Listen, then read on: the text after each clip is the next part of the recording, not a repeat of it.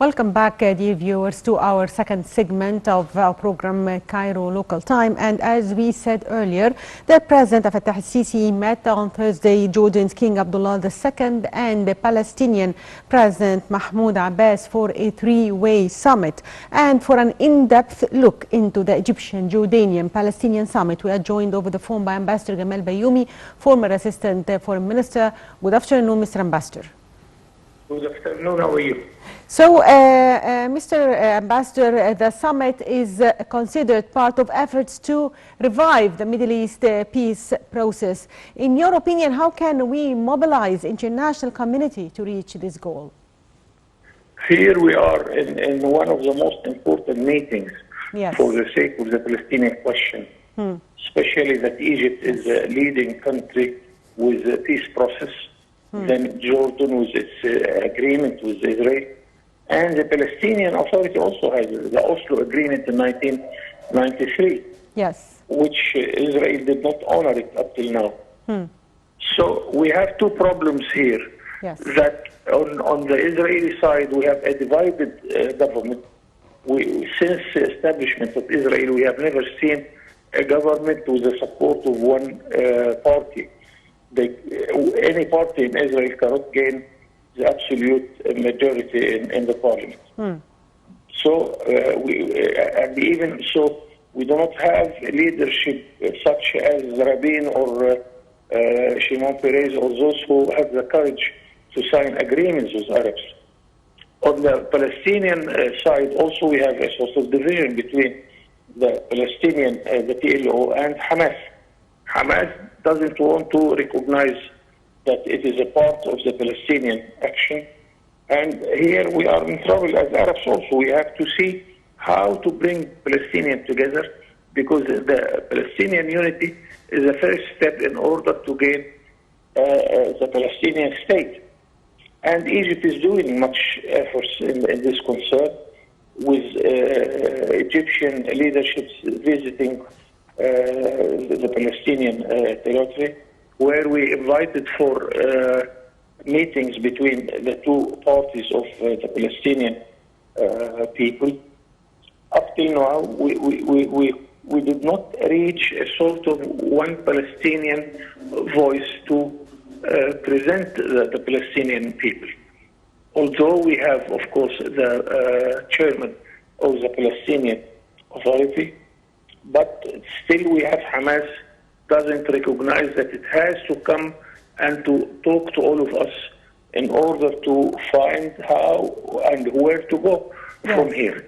This is the bad side of the story. The good side of the story, that a major majority of the world is behind the Palestinian question. Even the United States yesterday, where the president of the United States was talking to the Prime Minister of Israel,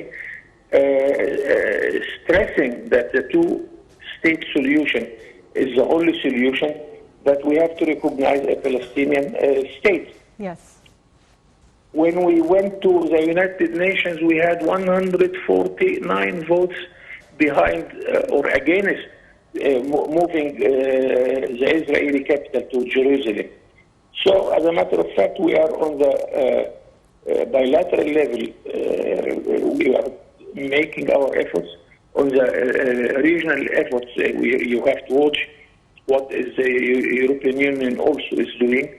The African Union is doing another effort, the Arab League.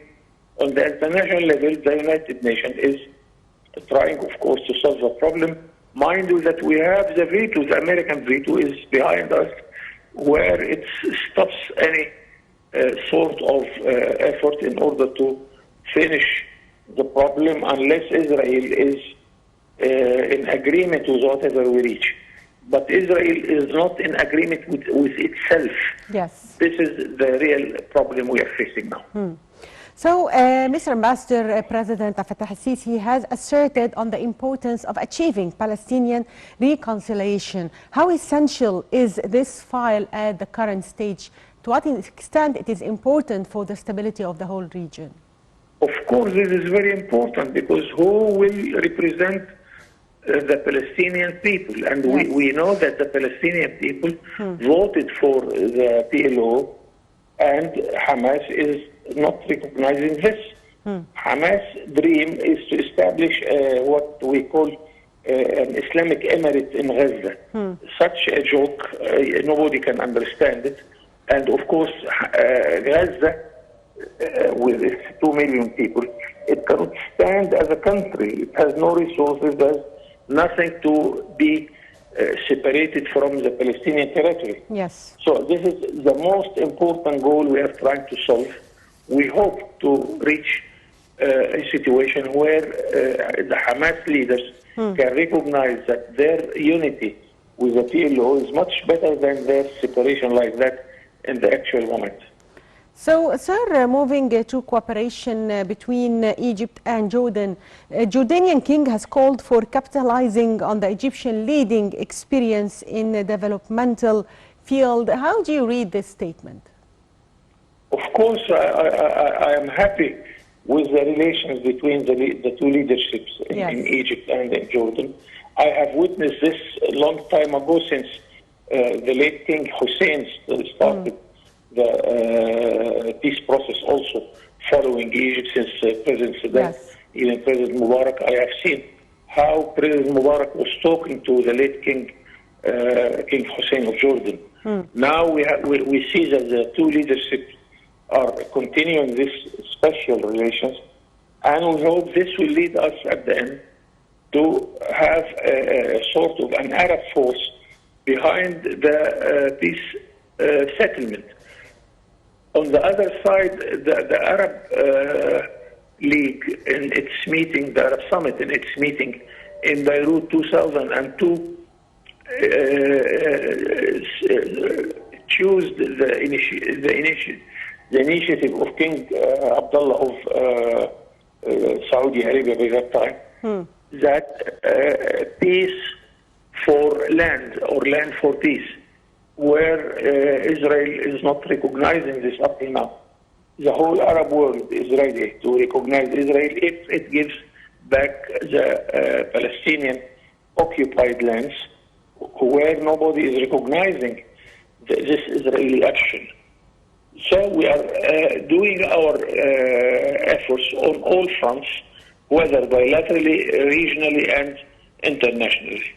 So, sir, also during the talks, President Sisi held strong Egyptian-Jordanian relations and expressed his wish for strengthening cooperation in all fields, whether bilateral level or through the three-way cooperation mechanism with Iraq. So can you tell us about this three-way cooperation, to what extent it will help in increasing cooperation among the three countries, especially that President Abdel Fattah Sisi was recently in a visit to Iraq? To Baghdad, yes. First, Egypt and Jordan are in very good relations. Yes. We are, after all, the three countries are under the umbrella of the Arab League, where we have a free trade area which covers all our commodities trade. Not many people know that our commodities, if we send it to Jordan or Iraq or the 22 countries, can reach these markets without having any custom duties or any trade barriers. Also, we have much more special relations between Egypt and Jordan, with also Tunisia and Morocco, with what we call the Agadir Declaration, where we establish another free trade area under the umbrella of the European Union, where we can use the rules of origin between the four countries in order to export to Europe. Now we are establishing or re-establishing a new relations between Egypt, Iraq, and Jordan. Of course, by the 80s and 90s, there was also Yemen there. We hope that Yemen can join us. We hope that Syria and Lebanon can join us in such formation. And it is very good. Mind you that we have a very eminent community in Iraq. It reached one day 2 million Egyptians living in Iraq, helping them, especially in the agriculture sector. We have another eminent Egyptian community in Jordan. They work helping the country for its development. So day after another, we are improving the relations between those very specified countries. So the new formation of the three countries will give a sort of good experience and a success story for any Arab cooperation in the coming future. Yes, Mr. Ambassador, also the Palestinian leader Abbas expressed appreciation for President Abdel Fattah al-Sisi's initiative for the reconstruction of Gaza Strip. How do you see this initiative by the President? We are ready to do it. The President announced a huge finance for such an initiative. Yes. I hope that with the cooperation now with Qatar, with the Gulf states, we shall have another finance. What we are in need of is to make sure that if we start building Gaza, that nobody will come and destroy what we are building. So we are doing these efforts in two dimensions. One is to reconstruct Gaza. The other is to make sure that Gaza will continue its peaceful relation with everybody. Then we can reach a good solution for the reconstruction of Gaza. Mind you also that we are talking about a very important project with the reconstruction of Iraq itself. Yes, many Egyptian building companies are there to help Iraq to rebuild their country. And this is another good story about the Arab cooperation, that the Egyptian, Iraqi, Jordanian, Palestinian cooperation. So, Mr. Ambassador, how do you see Egypt, the role played by Egypt under President Abdel Fattah al-Sisi in supporting joint Arab solidarity, working to achieve security and stability across the region? As a diplomat, I can tell you I was lacking during the last 20 years before the revolution of 2011. We were lacking a very important weapon of our diplomacy, which is the summit and the presidential weapon. Of course, ambassadors can do their efforts, ministerial level also, but for many reasons we lost the touch of the presidential touch. Yes. Now we have a very active president. Once he went to Tokyo in the Far East, then to Paris in the Far West. After 1 week, he went back to Tokyo again. He went to New York in the north. He went to countries in South Africa. So we are covering all the dimensions where we belong, of course, to the Arab League. We belong to the African continent, and the results are quite obvious. We tripled our trade with Africa, with a surplus for our favor. We have a good dimension also in the Arab countries, where the Arab markets are getting something like 20% of our exports. All of these efforts are now bringing results we can see from day to day. Hope that this will continue. Hope that we will double our efforts, because although we have the disease of corona, we succeeded to continue developing without the bad impact of the corona on our economic life. Yes, sir. So let us hope to get rid of the disease and then continue doubling our efforts in the economic field. Yes. Also, Ambassador Bayoumi, the two leaders today discussed the latest regional developments, especially the situation in Lebanon. So how do you see the situation there, and how can the Arab countries cooperate to help Lebanon get out of its crisis? As a matter of fact, we have sort of many headaches in the Arab world. Yes. We have Lebanon, we have Syria, we have Libya. Libya now in a better situation. We have it in Sudan. Because as Egyptian, we do not understand quite well what's going on in Africa and the Arab world. Because if you are from Alexandria and I am from Asyut, we are both Egyptians. This is not the case, unfortunately, in Lebanon. Parties and tribes, the same thing in Libya, the same thing in Syria. Yes. And we want to convince everybody in all these countries that the national unity will bring to them much more benefit than separating themselves as tribes or as parties. And it's not easy at all in Lebanon up till now. We succeeded, we made a success in Libya. I hope it will continue.